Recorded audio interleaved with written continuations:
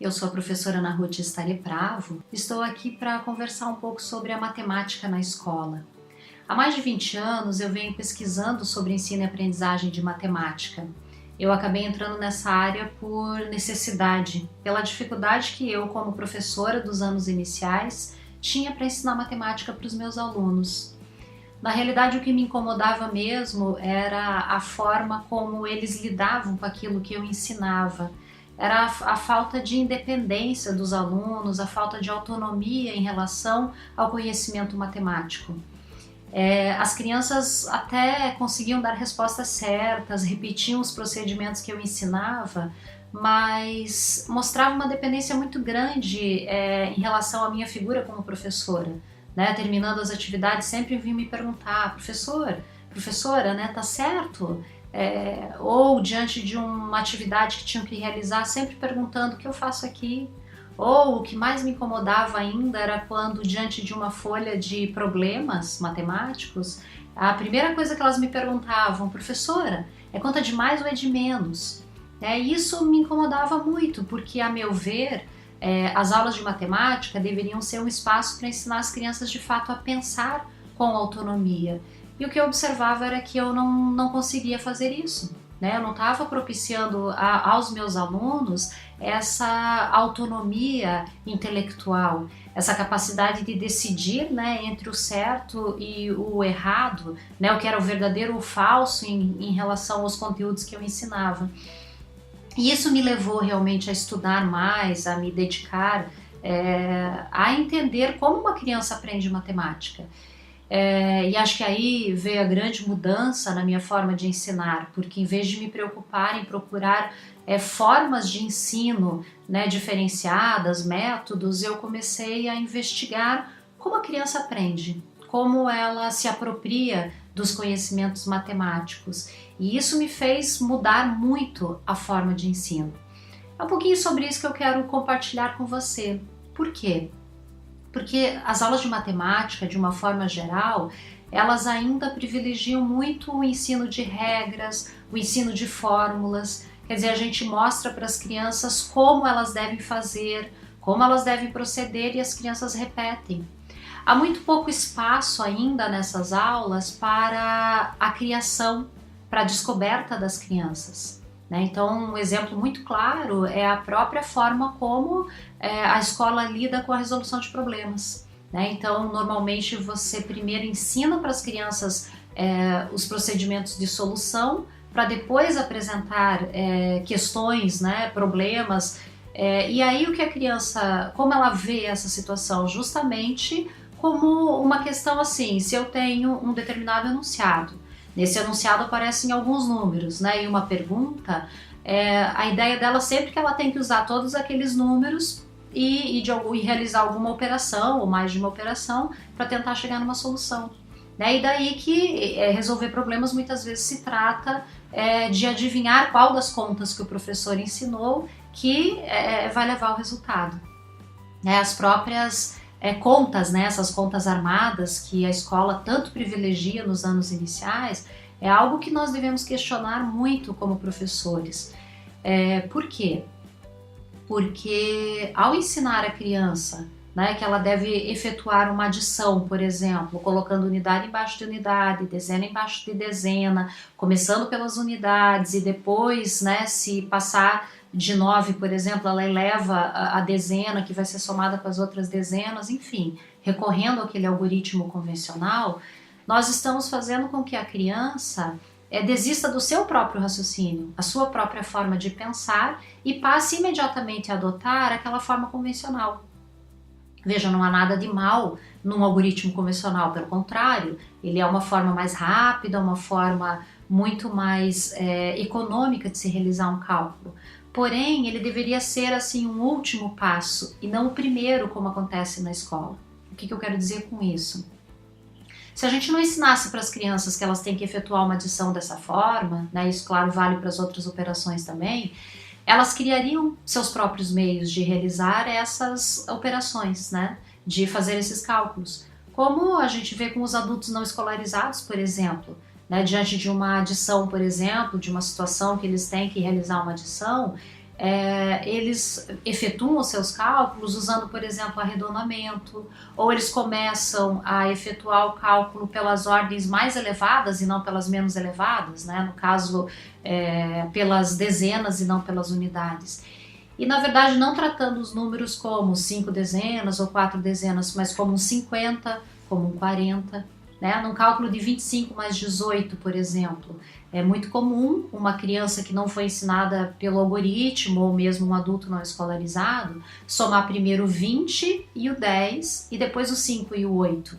Né? E com isso, inclusive, não existe mais aquela diferença de conta com recurso ou sem recurso, porque dessa forma as crianças, né, ou até mesmo esses adultos, eles usam a decomposição do número. Mas o mais importante aí não é nem o tipo de procedimento que ele vai usar, mas sobretudo que esse procedimento é uma invenção, de certa forma, né? Não é ele que inventa naquele momento, mas é o jeito que ele pensa que ele poderia realizar o cálculo.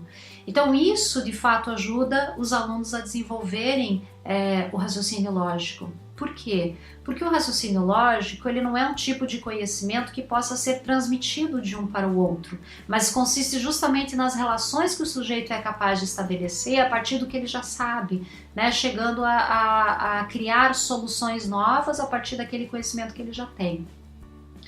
Eu quero dar um exemplo que talvez ajude você a entender melhor isso, né? Vamos pegar o caso da multiplicação.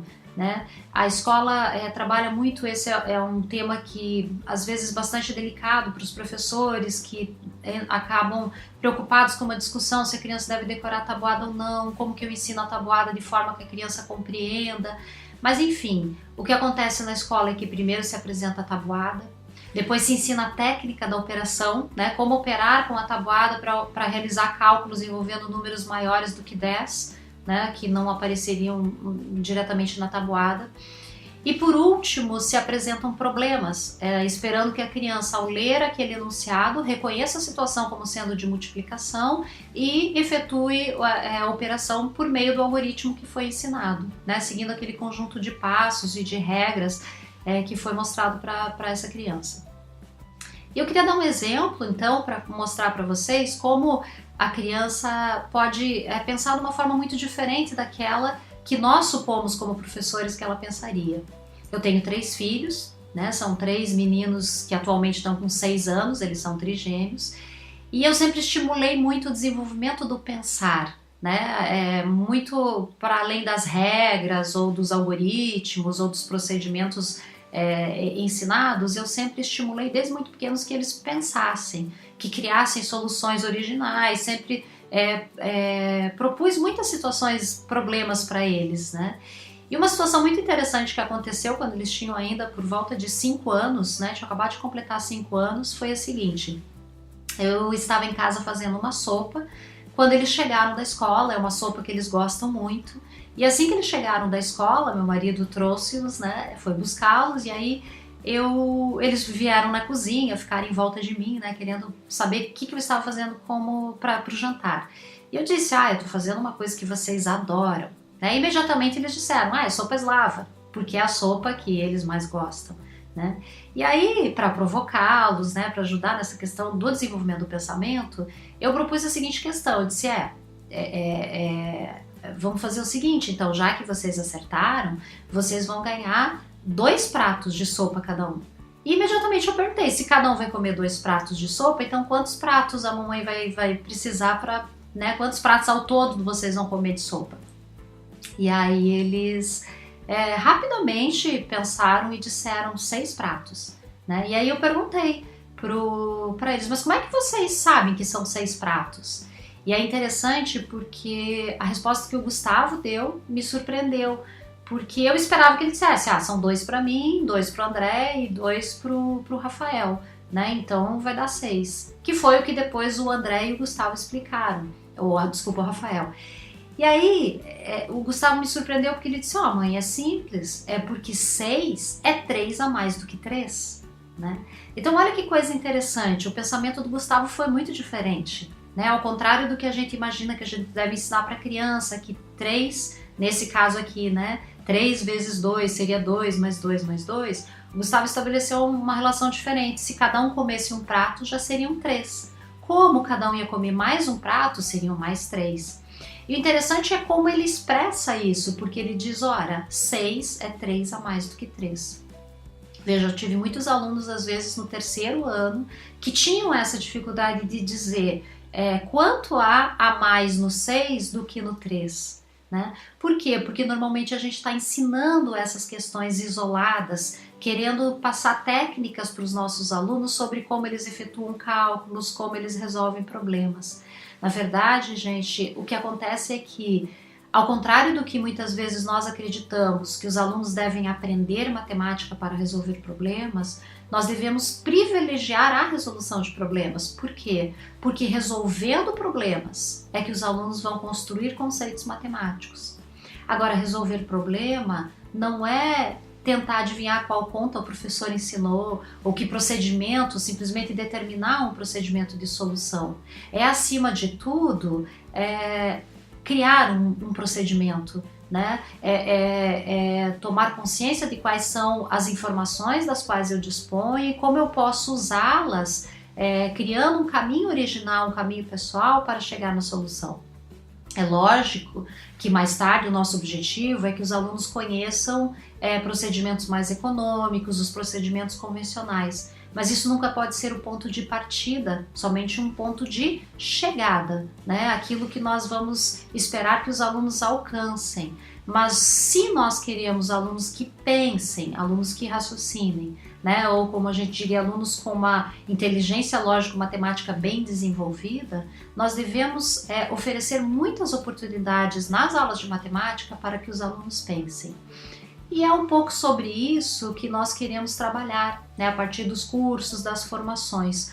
Como mudar essa forma de ensinar, que é aquele modelo tão clássico, onde nós passamos então as fórmulas, passamos os procedimentos, ensinamos conceitos, para um modelo onde nós vamos propiciar o desenvolvimento do pensamento, um modelo pelo qual nós vamos partir da resolução de problemas para que os alunos construam conceitos, para que os alunos formulem boas ideias matemáticas, né? Então é um pouco disso que nós queremos, através desse programa do Lean, desenvolver com vocês nas escolas, trabalhando com os professores.